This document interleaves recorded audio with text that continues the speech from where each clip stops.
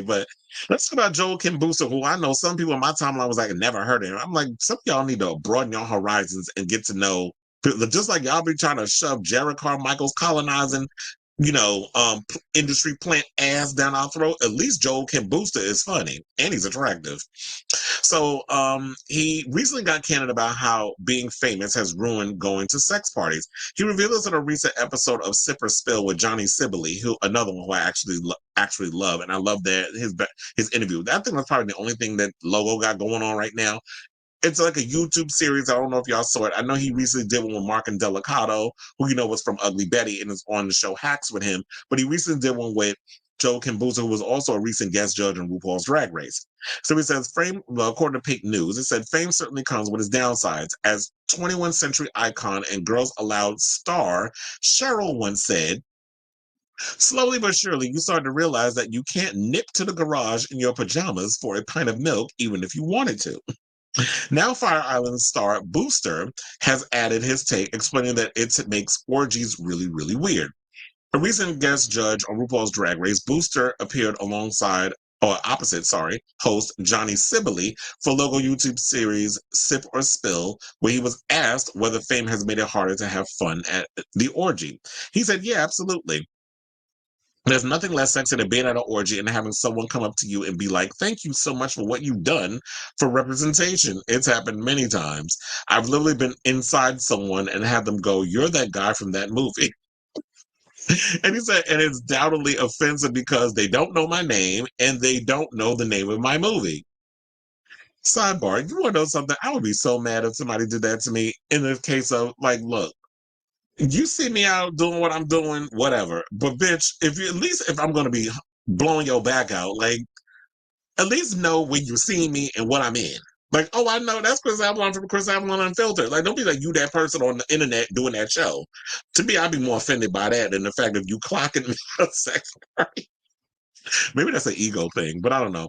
So, um, he said Booster is admirably open about his sex life, even to the point where he didn't mind nude images of him leaking online. Now, speaking about it in his Netflix special Psychosexual, he joked, obviously, I was angry. I felt violated, but then I found out they were put on a website for male celebrity nudes, and I was like, they can stay. In a previously interview with the Hollywood Reporter, the star reflected on using sex as a basis for much of his comedy. He said, I've gotten a lot of flack for sexualizing myself and other people and talking about sex a lot. As a queer person, I get dinged because we are, as a community, over sexualized, and the emphasis is always too much on sex. When I talk about being promiscuous, I get gay guys in my DM saying, you're harming the community by creating the image of an oversexed gay guy. But on the flip side, as an Asian man, a lot of people see that as very empowering because Asian men are so desexualized in the media. Me talking about sex and the amount of sex that I'm having suddenly becomes this very powerful act. And I was going to say this, is that I totally agree with that because normally we don't see a lot of openly queer Asian actors or Asian performers who are seen in the light of sex and being sexualized. You saw it on that show Warrior, which I absolutely love, and I'm so mad they canceled it. That was on, the Bruce Lee, based on the Bruce Lee writings and stuff. That was on HBO Max, but now is on Netflix. There's a lot of sex throughout that show. There's even a gay Asian character on the show, which I absolutely love that they incorporated that in there. Um, and then we had Joe Kim Booster when he came up with Fire Island. You saw him always walking around in like crop tops and short shorts, and he was showing off his body and all of something, rightfully so. Joel is a cutie, and we want to see more representation from different people in the community. Maybe gays are over sexualized, but if we're talking about gays being over sexualized, I guess the white gays are, because white gays, y'all are always going to have first dibs on a lot of things that's going on in the community. So therefore, y'all are always going to be propped up and laid. The red carpet's going to be laid out for y'all, and y'all can run around and just be over sexualized, whatever the case is. But when you're talking about marginalized people in our community, be it Black queens, Asian queens, or Latin queens, when you get an opportunity to create a space and a platform for like your shows, whatever the case is, it's like, yeah, once you come out and we see all of that stuff, now it's like, okay, I'm being sexualized. So when you slide up in them DMs, I'm curious as to what race is sliding in them DMs. Probably white boys saying all of this. And it's like, first of all, on the other hand, I want to say this. What's wrong with being sexualized? I feel like as queer people, we should be owning and owning our sexuality and basking in it. But I feel like a lot of y'all are saying y'all don't want that out there because you're worried about what heterosexuals think or how we're perceived, because y'all don't want people to know that, especially when it comes to the whole gay marriage thing. I was like, because I saw a post where somebody said, oh, well, y'all just so happy now. So we fought for gay marriage and all this other stuff just so y'all can have an open relationship. I'm like, well, how is that different than the straight people out here who be going to sex parties, who, do the whole what it was I forget what the straight people call their orgies. We'll just say orgies. they be going to orgies and key parties and all that legendary stuff, or have open relationships and stuff. Straight people look. You had Neil and them soup coolers got 2 girlfriends. Child, I ain't buying it. I feel like he really trying to wrap that up into something that we know he really want, because I truly believe she a sissy.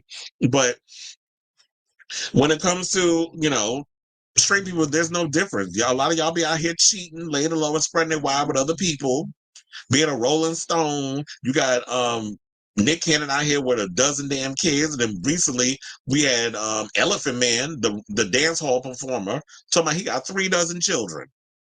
He populated half of Jamaica with all his damn kids. So, we're not a monolith. There are gay people out here who is like, okay, so what? If they want to have an open relationship or whatever the case is, whose business is it of that? We all know marriage ain't about love and shit. It's all about financial security or whatever the case is. Whatever you get out of the marriage, just know what you're going in it and what you're trying to get out of it. But you can't judge other people or try to lump us on there. Well, we're supposed to have gay marriage. It's supposed to be like this whole happily ever after. It's supposed to be this perfect little thing. And then if they find out things in our community, because I feel like every marginalized community do this, once our tea start getting spilled to the masses, then it's like, oh, we've been exposed, we've been clocked, and now y'all want to take away those rights. No, we should have the same exact rights as heterosexuals do, especially like if you're in a relationship with someone and your significant other gets sick. It's like, because I'm not married to this person, I can't go in the hospital visit them. I can't make executive decisions based on their life and their health or whatever the case is. There's many layers to what marriage is. It's not just about just tying and not being with that one person for the rest of your life. That shit went out the window eons ago. Because, like I said, even heterosexuals don't even follow that shit. So I say all this to say, look, that was one of the reasons why I was a little worried about, being famous or fame-ish or getting well known, because it's like, I enjoy going to super happy fun time parties and indulging in multiple body parts and bodies and things. And I don't and then me not being a part, like me getting worried about getting recognized, and I won't be able to do that anymore because somebody's gonna clock you or whatever the case is. That was a fear. But we got to get over those things, right? I guess.